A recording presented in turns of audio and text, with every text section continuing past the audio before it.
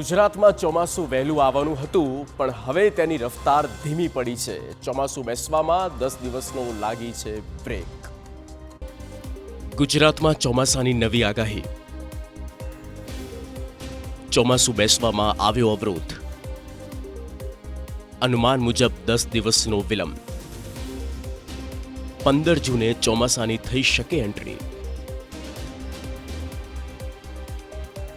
ભારતમાં ચોમાસું બેસી ગયું છે અને મહારાષ્ટ્રમાં પણ આવી ગયું છે. જે આગાહી આપવામાં આવી હતી તે આ વખતે ચોમાસું નિયત સમય કરતાં વહેલું આવી જશે. આ અનુમાન પર બ્રેક વાગી છે. હવામાન વિભાગે વધુ એક આગાહી કરી, જેમાં ગુજરાતમાં ચોમાસાની સક્રિયતા શું છે તે દર્શાવવામાં આવી. આગાહીકારોની આગાહી મુજબ અરબ સાગરમાં સિસ્ટમ નબળી પડતા ચોમાસું ગુજરાતમાં મોડું પહોંચશે. 15 જૂન આસપાસ ગુજરાતમાં ચોમાસું આવી શકે છે. થોડા દિવસો પહેલા અરબ સાગરની અંદર એક સિસ્ટમ હતી, જેને કારણે કેરળ, કર્ણાટક, ગોવા, કોંકણ અને મહારાષ્ટ્ર સુધી ચોમાસું પહોંચી ગયું છે. અત્યારે અરબ સાગરની અંદર બીજી કોઈ નવી સિસ્ટમ નથી બની રહી, એટલે ચોમાસા પર બ્રેક વાગી છે. વરસાદનું ઘટ્યું જોર, પણ થઈ શકે હળવો વરસાદ. 7 દિવસ રહેશે સામાન્ય વરસાદ.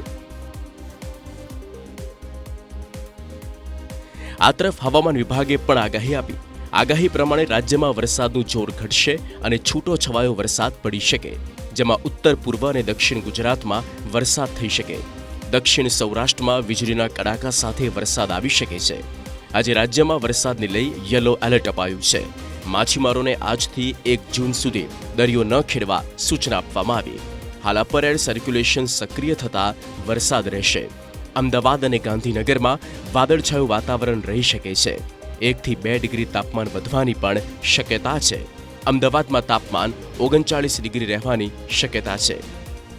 जो 7 दिन है इसमें जो वेदर रहेगा लाइट टू मॉडरेट रेन रहेगा आइसोलेटेड जगह में, और मेनली साउदर्न डिस्ट्रिक्ट का जो गुजरात रीजन के जो दक्षिणी क्षेत्रों का जो डिस्ट्रिक्ट है, और जो नॉर्थ गुजरात उत्तर गुजरात की जो पूर्व क्षेत्र डिस्ट्रिक्ट है, इसमें आइसोलेटेड जगह में लाइट टू मॉडरेट रेन रहेगी.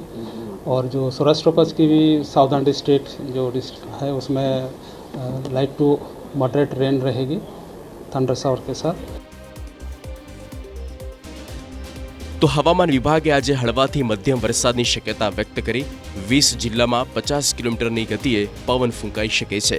પવનની સાથે કેટલાક વિસ્તારોમાં વરસાદ આવી શકે છે.